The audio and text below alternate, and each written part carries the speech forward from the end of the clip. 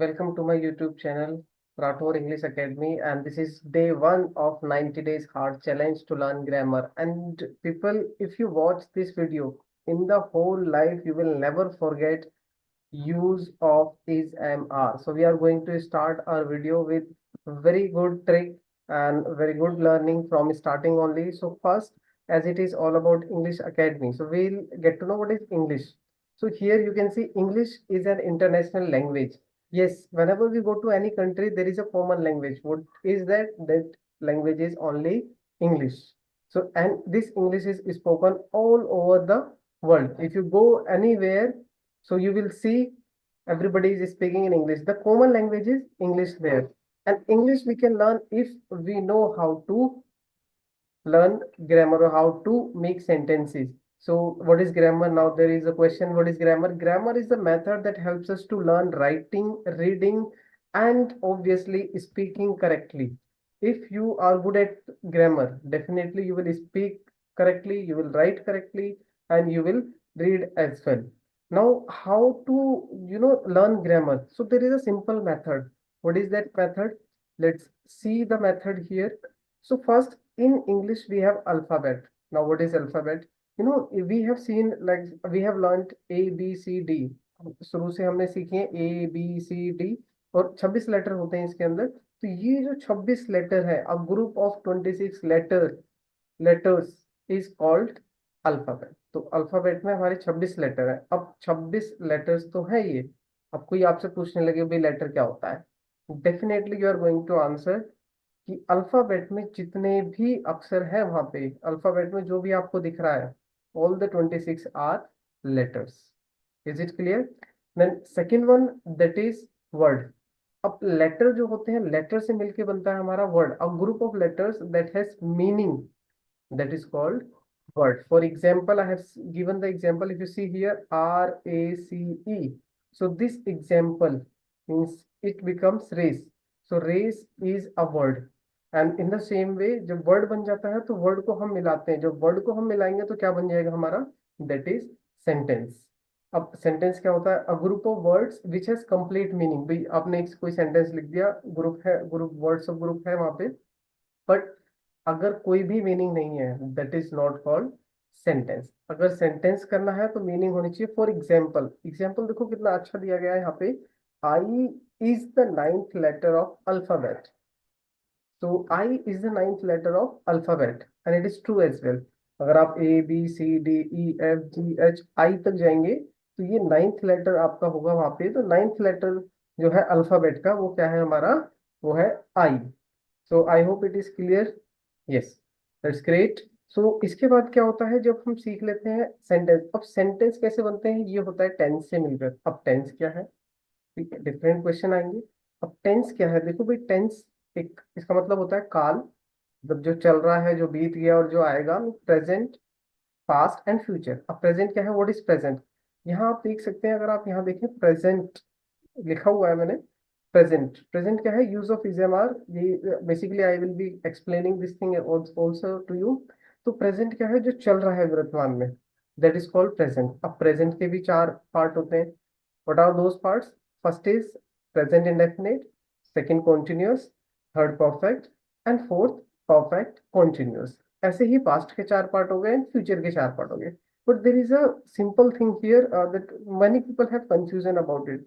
यहाँ देखो, अगर आपको दिख रहा हो use of is am are, use of was verb and use of will be and shall be. तो ये जो basically use of will be shall be, ये जो है was verb and is am are. अब जो प्रेजेंट का tense होता है हमारा, उसके अंदर जब कोई कार्य नहीं होता, वहां पे हम क्या करते हैं? Use of is am are use करते हैं, इज एम आर का यूज करते हैं. ऐसे ही पास्ट में होता है, ऐसे ही फ्यूचर में. और इनको हम सिंपल वर्ड में कहते हैं simple. Present simple, past simple और future simple. So it is called that. और इसके साथ साथ एक दिन में तो हम टेंस नहीं सीख सकते. अगर हमें डीपली सीखना है तो इसके लिए क्या है, रूल्स यहाँ पे लिखे हुए हैं. अगर आप यहाँ देखें, सब्जेक्ट प्लस ये जो रूल दे रखे हैं, is am are plus I N G form और लास्ट में ऑब्जेक्ट. ये सभी के रूल हैं, ये एक ग्लांस में आपको दे रखे हैं, so that you can understand these are the rules of the particular sentence. अब यहाँ देखेंगे हम, अगर हम इन्हें जोड़ें तो ये कितने हैं? First, second, third, means for learning a total we have 15, so it means we require 15 days if we learn one lesson one day, means one tense one day, means one kind of tense if we learn one day then it will take 15 days. अब 15 days लेंगे भाई ये तो, और हमारा challenge भी 90 दिन का है, तो easily we can cover this. So today we are going to start one tense. What is that? That is, let's see what is that. So you can see here that is our this is use of is, am, are. So I hope it is visible. Great. So आप देखेंगे यहाँ पे present simple tense, not indefinite. Understand this thing very clearly that it is present simple tense, not indefinite. Indefinite में कार्य होता है, इसके अंदर कोई कार्य नहीं होता. Let's understand with one example. So I have written the here use of is, am, are. तो ये use of is, am, are है. Identification क्या है इसकी? Person, place and things are described and no action happens. इसमें लोगों के बारे में, किसी प्लेस के बारे में, किसी वस्तु के बारे में बताया जाएगा, लेकिन कोई भी एक्शन वहां पर नहीं होगा. That is called use of is, am, are. For example we will be learning examples. There are many examples like Ram is a good boy. अब राम एक अच्छा लड़का है, यहाँ क्या कर रहे हैं हम? राम के बारे में बता रहे हैं, राम कोई काम नहीं कर रहा है यहाँ पे. So that is called use of is, am, are, present simple tense, not indefinite. I hope it is clear. Next इसका रोल देखो. अब कोई भी टेंस होता है, कोई भी सेंटेंस अगर हम देखेंगे उसमें फिर हमारे चार आ जाते हैं. Positive means affirmative, negative, interrogative और डबल इंट्रोगेटिव. तो चारों को अलग अलग मैंने लिया हुआ है. You will be understanding them. So first is rule rule of affirmative और पॉजिटिव. अफर्मेटिव को पॉजिटिव भी कहते हैं, जहां पे कोई भी नकारात्मक चीज नहीं है, नॉट नहीं आएगा, कोई भी क्वेश्चन नहीं पूछा जाएगा. That is called positive. It is statement. Okay. अब यहाँ देखो इसका रूल. सब्जेक्ट. अब सब्जेक्ट क्या होता है? What is subject? Now very simple. Understand the person, the place for which we are telling. जिसके बारे में भी बताया गया है, जिस पर्सन के बारे में बताया गया है, जिस वस्तु के बारे में बताया गया है, वो हमारा सब्जेक्ट होगा. अब एग्जाम्पल देखो. राम एक अच्छा लड़का है. यहाँ पे आपको कुछ नहीं करना, कौन पूछना है अपने सेंटेंस से. राम एक अच्छा लड़का है. कौन है अच्छा लड़का? Ram. then what will be the subject? Subject will be Ram. Is it clear? अब कहाँ पे is यूज करेंगे, कहाँ पे am यूज करेंगे और कहाँ पे are यूज करेंगे? This is very simple. am we use with I. जब भी I आएगा, I मतलब मीनिंग वाला है, वो वाला नहीं जो अभी मैंने एग्जांपल, इसीलिए एग्जांपल दिया था. There will be some people, they will be thinking sir आपने अभी I दिया था एग्जांपल और I के साथ वो is था. वहां पे I रिप्रेजेंट कर रहा है अल्फाबेट को, वहां I का मतलब मैं नहीं है. तो जहां पे भी आई का मतलब मैं होगा वहां पे एम का यूज होता है. जहां पे भी सिंगुलर सब्जेक्ट हो, बड़ी singular, singular mean single person, single thing, single place. अगर सिंगल है तो इज लगाएंगे. If our subject is plural then we will be using are. अब ऑब्जेक्ट क्या है? फिर इसके बाद सब्जेक्ट और हेल्पिंग वर्ब लेने के बाद जो भी हमारा बचेगा that is called object. Understand in this way only. I will be explaining object in particular video, don't worry. अभी यहाँ पे इतना ही समझ लो. ऑब्जेक्ट जो भी बचा वो हम एज ए ऑब्जेक्ट यूज करेंगे, यहाँ पे एज एन ऑब्जेक्ट यूज कर लेंगे. ठीक है. अब एग्जाम्पल देखो. यहाँ पे मैंने एग्जाम्पल दिए हुए हैं कुछ. एग्जाम्पल है. फर्स्ट एग्जाम्पल देखो. One of my friends. Example I have taken very, I went very deeply to take examples. Why? So that you can understand this is particular, this is very unique content for you. So one of my friends. अब यहाँ देखोगे one of my friends. Friends के बाद is. I have used is. Now you will be thinking, sir वहां तो friends लिखा है और आपने is use करा है. It is okay. Here we are talking about one of my friends. मेरे बहुत सारे मित्र हैं, उनमें से एक की हम बात कर रहे हैं. तो one of my friends is very rich. तो मेरे मित्रों में से एक. तो यहाँ पे हम एक की बात कर रहे हैं, मेरे मित्रों में से. ऑफ मीन्स में से.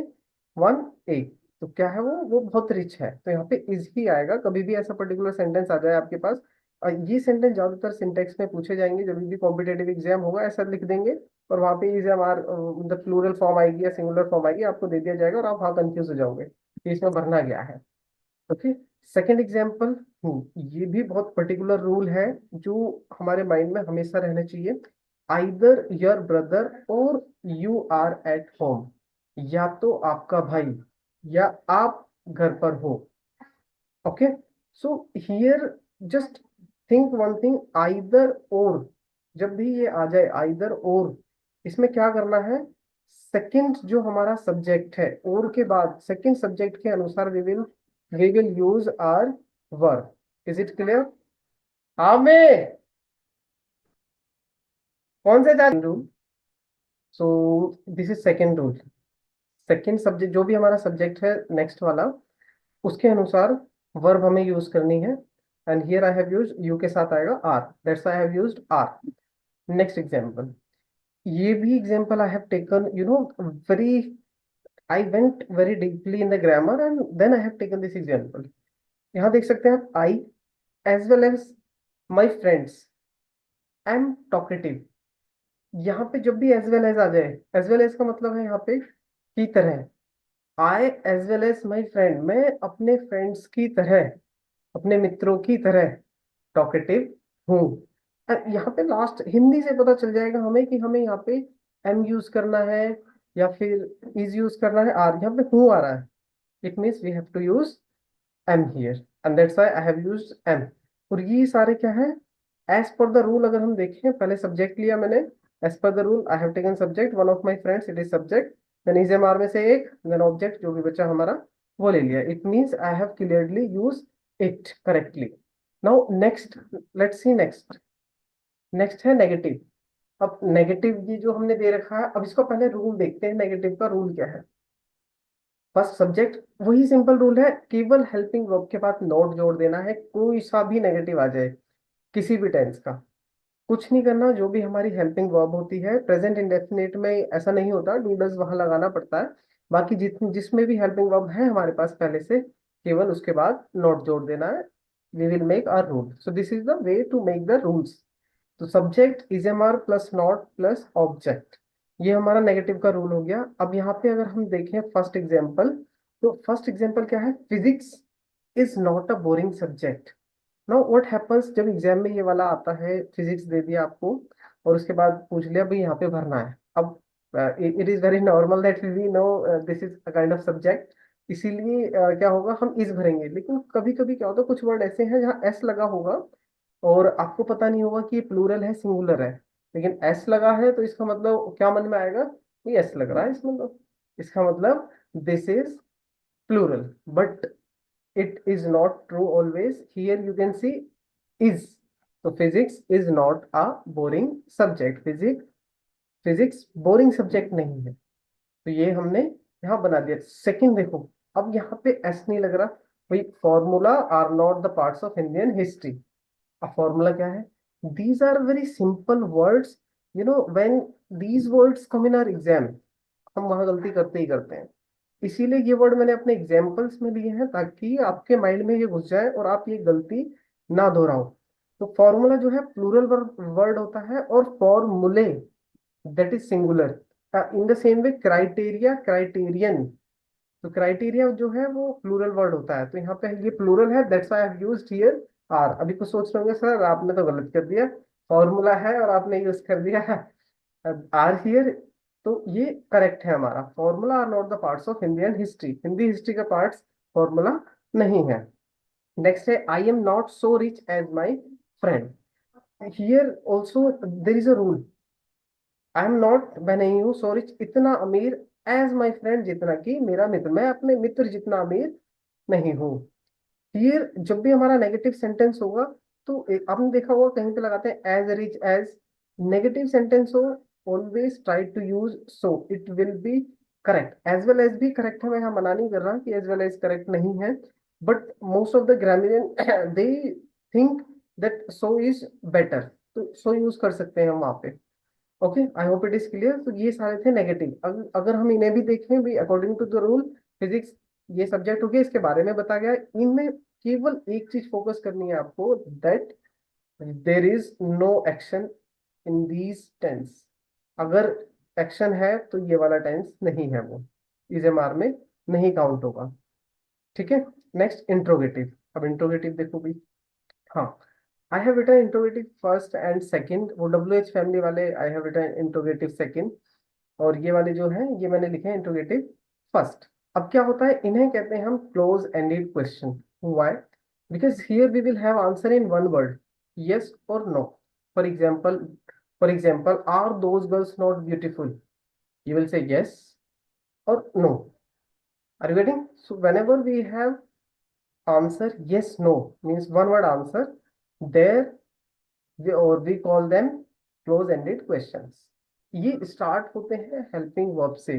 Particular this you can understand, keep in your mind, ये जो स्टार्ट होंगे वो होंगे इज एम आर से। फॉर एग्जाम्पल रूल देखो, is am are plus subject plus object. अब कभी कभी हमारे मन में आता है सर अगर इसमें नेगेटिव आ गया तो आप नॉट कहाँ लगाओगे? For this also I have clear this doubt in example.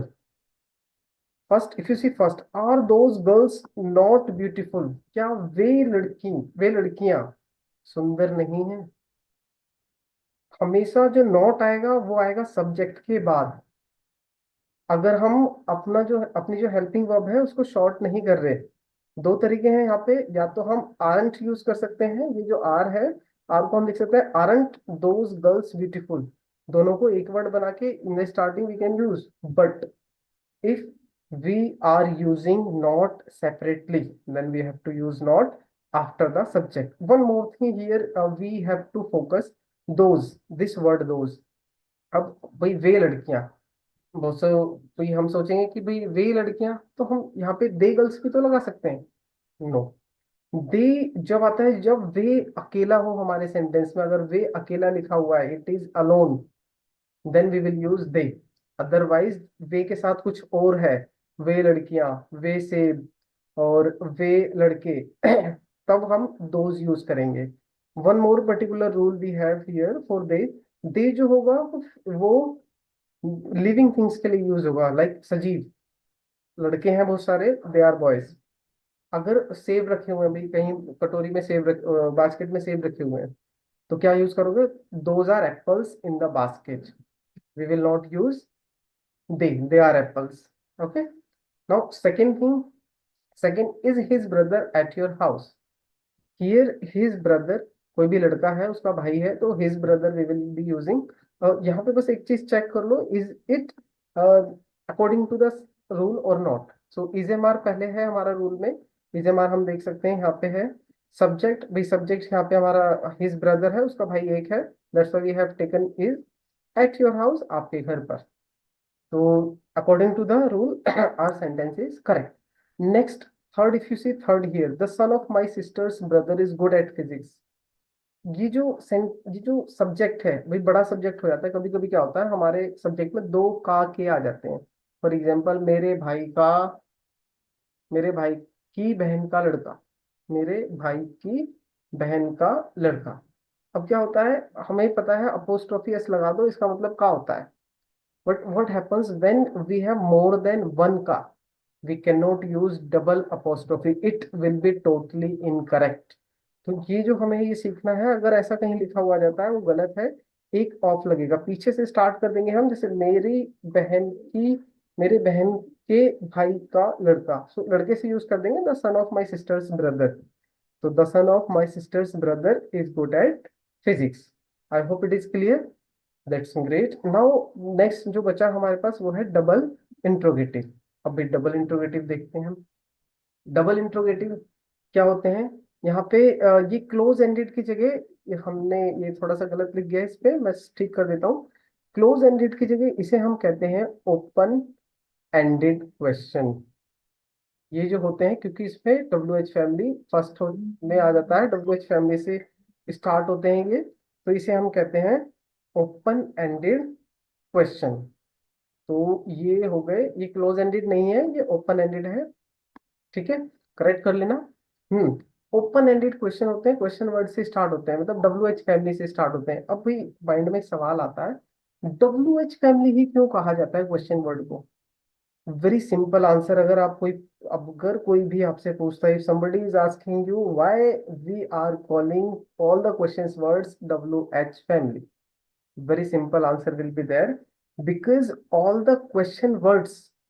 starts all the question words start with either W or H। अगर देखोगे सारे क्वेश्चन वर्ड या तो वो डब्ल्यू से स्टार्ट होंगे या फिर एच से स्टार्ट होंगे। For example how, how much, how family, sorry how much, how many, why, where. So these are some question words and which are started from WH. Family means W and H. Is it clear? So this is the thing. Now second thing. What is second thing? इसमें क्या करना है? कुछ नहीं करना है। इसमें जो हमारे इंट्रोगेटिव का रूल होता है, before that just add question word और WH फैमिली। जो भी इंट्रोगेटिव का रूल है उससे पहले WH फैमिली मतलब क्वेश्चन वर्ड ऐड कर दो, that will become our rule. तो कभी भी रूल बनाना हो, it is very easy to make. Now example देखते हैं। तो ये एग्जांपल है आपका भाई वहां नहीं है। इसमें भी नेगेटिव आ गया। मैंने पहले ही बता दिया, नेगेटिव कोई सा भी हो, कोई सा भी नेगेटिव हो, चाहे इंट्रोगेटिव हो चाहे डबल इंट्रोगेटिव, सब्जेक्ट के बाद नोट लगेगा। ठीक है, तो अब देखते हैं कैसे बनाया हमने। भाई सबसे पहले क्वेश्चन वर्ड क्या है, जो भी जिससे ये पता चल रहा हो जिस वर्ड से कि हाँ ये क्वेश्चन है, तो वो वर्ड हमारा क्वेश्चन वर्ड होता है। फॉर एग्जाम्पल, मेरा भाई यहाँ क्यों नहीं है, और हाँ मेरा भाई यहाँ क्यों नहीं है। तो क्यों, ये तो हमारा हो गया क्वेश्चन वर्ड, हमने ले लिया भाई, पहले ये क्वेश्चन वर्ड हो गया। अब तुम्हारे भाई की बात हो रही है, तुम्हारा भाई जो है वो सिंगुलर है, सिंगुलर है, तो according to singular we will take is. And now in the rule we have subject, when we will take subject, subject is your brother. And now as it I already told it is negative, तो subject के बाद not लगा देंगे, not लगा दिया हमने subject के बाद, and then whatever is left we will use that here. तो we have used here, here you can see simply here. ये हमारा हो गया ऑब्जेक्ट यहाँ पे। हालांकि ये ऑब्जेक्ट नहीं, इसे ऑब्जेक्ट नहीं कहते हैं, ये प्लेस होता है, लेकिन फिर भी हमने ये लगा दिया यहाँ पे। अब दूसरा देखेंगे, where is your office in Delhi. तो ये दिल्ली में आपका ऑफिस कहाँ है, दिल्ली में आपका ऑफिस कहाँ है। एक और ट्रिक बताता हूँ मैं छोटी सी। भी कभी भी आपको एक लंबा सेंटेंस दे दिया, अब आप कहोगे सर पहले क्या आएगा, यही तो सबसे बड़ी ट्रिक है, यही तो नहीं पता चलता हमें कि हम स्टार्ट कहाँ से करें सेंटेंस को। तो देखो मैं लिखता हूँ, मैं लिख के फिर समझाता हूँ आपको कैसे स्टार्ट करना है। एक सेंटेंस ले लेते हैं, एक सेंटेंस लेते हैं, छोटा सा सेंटेंस। आपका दिल्ली में आपका ऑफिस कहाँ है। इंग्लिश में ऐसे लिख देता हूँ मैं, हिंदी टाइपिंग अभी इसमें एडिट नहीं करी है मैंने। दिल्ली में आपका ऑफिस कहाँ है। फिर एक तरीका बताता हूँ जो शायद आपने पहले कभी नहीं सीखा होगा, ये सीखा भी होगा तो कुछ को पता होगा, लेकिन आज सीख लोगे कभी भी, कितना भी बड़ा सेंटेंस हो, you will definitely make that. How. अब ये लिखा है दिल्ली में आपका ऑफिस कहाँ है। अब ये क्वेश्चन वर्ड वाला है, तो सबसे पहले हम क्वेश्चन वर्ड ले लेंगे भाई, कहाँ की हमने, हम कहाँ है जो ये है, इसकी मीनिंग ले लेंगे, इसकी होती है वेयर। हमने ये वेयर ले ली। अब रूल पे आएंगे। रूल में आना क्या है, यहाँ पे आप देखोगे इजमार लिखा हुआ है। सिंपली इसमें आपका ऑफिस सब्जेक्ट है, आपके ऑफिस के बारे में ही तो बताया जा रहा है, किसके बारे में बताया जा रहा है यहाँ पे, आपके ऑफिस के बारे में, मतलब सब्जेक्ट वो है। तो आपके ऑफिस के अनुसार हमने ले लिया इज। ओके, अब रूल में सब्जेक्ट है, रूल में हमने ले लिया सब्जेक्ट आपका ऑफिस।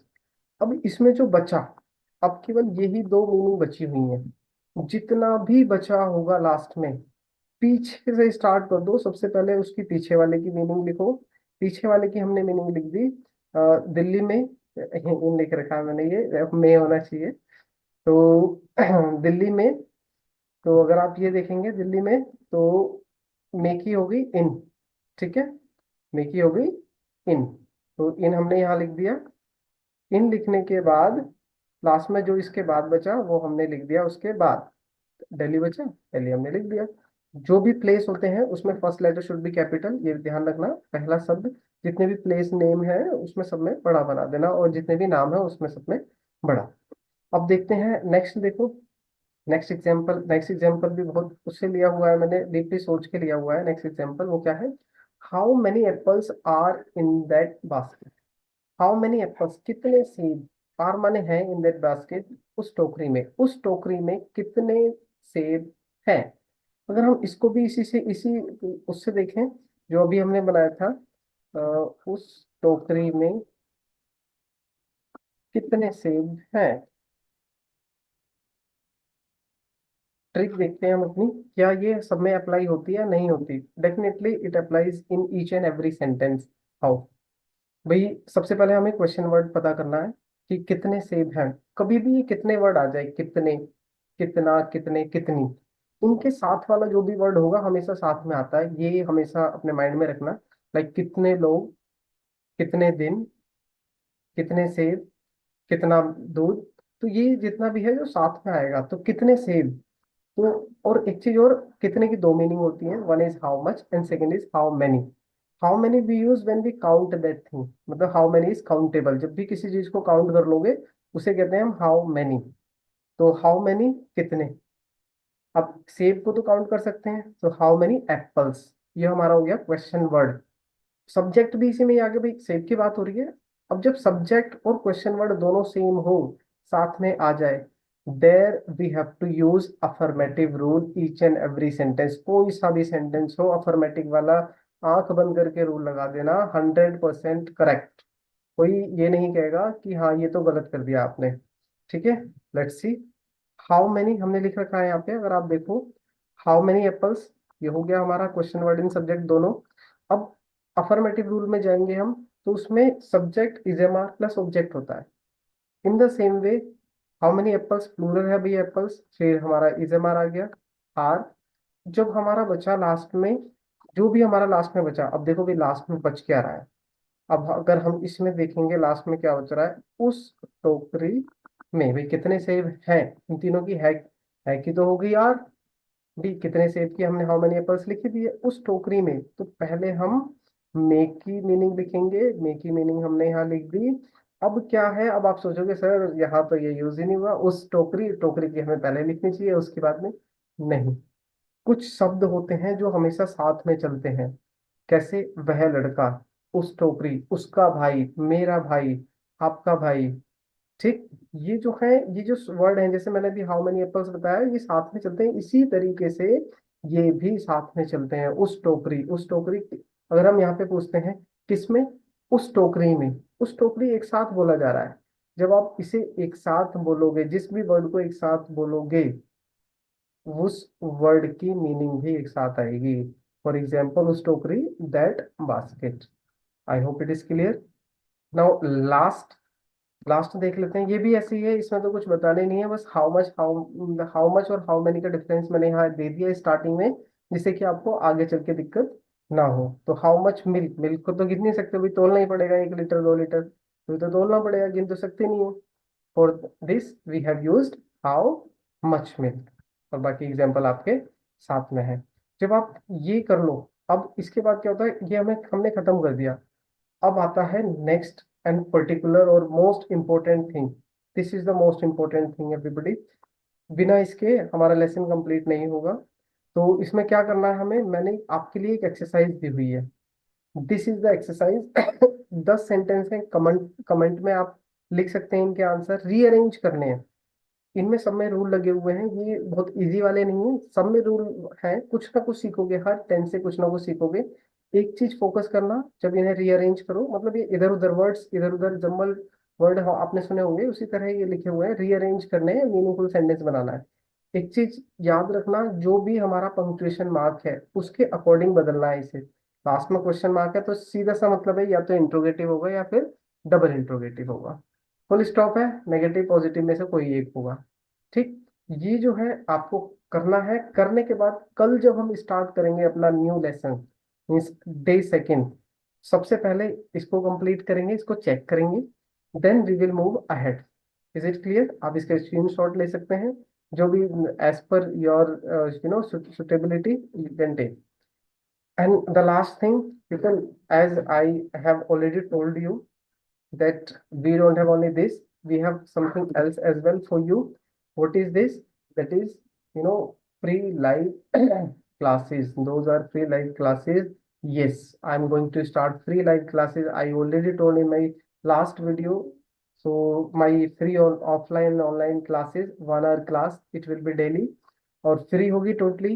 अब से स्टार्ट हो रही है, it will be started from 15th May, 2024 and कब तक रहेगी that I also don't know. Let's see. With your hope, with your blessings, I'll try my best to just increase the day free of cost only. Let's see. And yes, definitely there are 22 seats in one batch because what happens, ये जो class होंगी, ये यहाँ पे मैं grammar नहीं सिखाऊंगा. There will be grammar. However, it will not be directly grammar only. I'll teach here English speaking. This will be totally in English and it will be based on communication skills so that it can help you in your interview, exams, and MNCs. If you are going for a job, definitely it will help you in all the MNCs as well. Fine. So this is the thing, and how to join these classes. For this, I have given my details. If you see here, my contact detail is there. In last video also you have seen. So, and at the last, everybody, you can see my all the contact contact details, and feel free to provide the feedback. So if you feel that, sir, the voice level was not good or this thing was not good, just provide me feedback. Definitely, I will improve and I will implement whatever suggestion you will provide me. Thank you so much, everybody, for providing me your time, your valuable time. I hope we will be learning together. Let's meet tomorrow. Bye bye, everybody. Thank you so much for joining.